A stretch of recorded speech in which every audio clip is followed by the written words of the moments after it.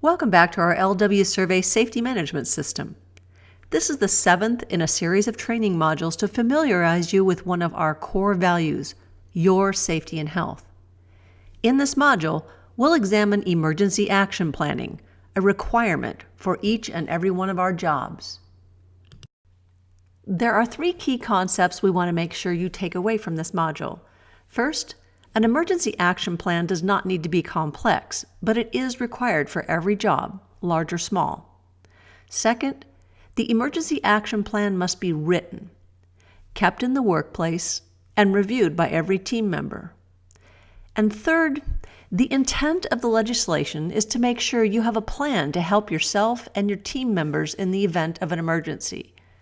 The short time you spend planning may mean the difference between life and death.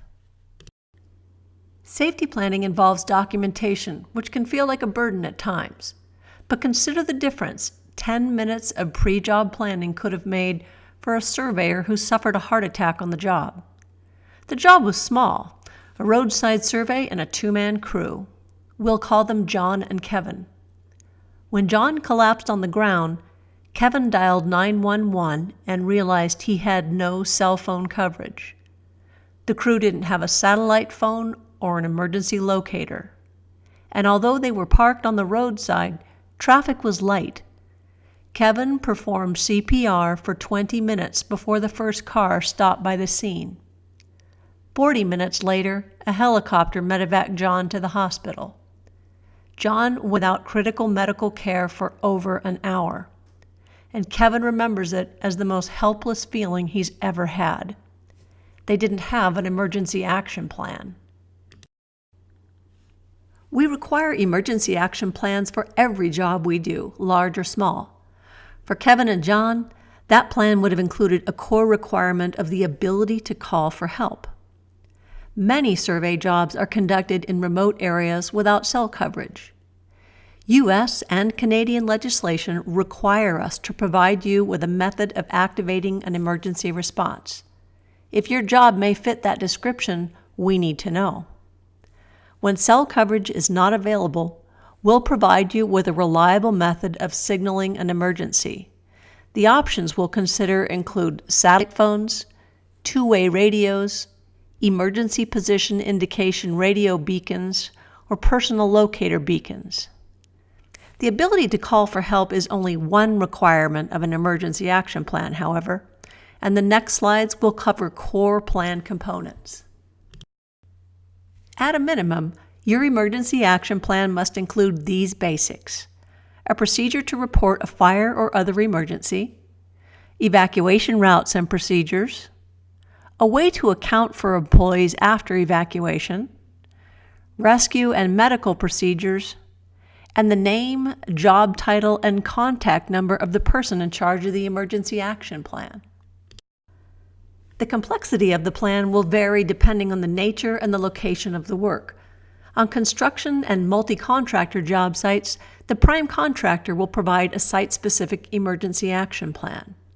It's your job to fill out the LW Survey Emergency Action Plan template with the identified alarms, evacuation routes, muster points, and any additional information.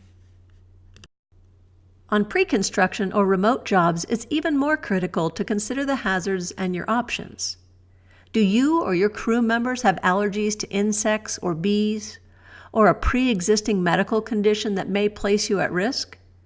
You may want to consider sharing this information with your crew members so they can help you in the event of an emergency. Where's the nearest medical facility? What first aid supplies will you need? And what number will you call for emergency help? In some locations, 911 may not be an option. Take the time to ask what if and have the answer in writing. Emergency action plans are just as important in office environments. Download the EAP template from the Safety Drive and work with your team to write a plan.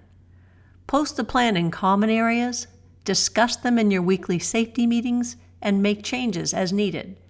Practice your emergency evacuation and document the drills.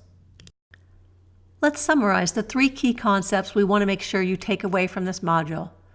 First, an emergency action plan is required for every job, large or small.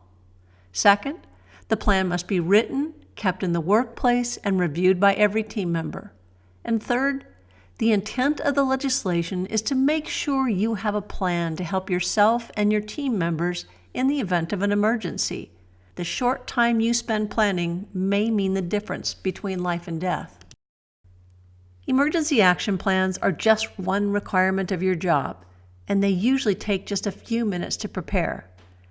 We hope that you take that time as seriously as we take your health and safety. Thank you for listening.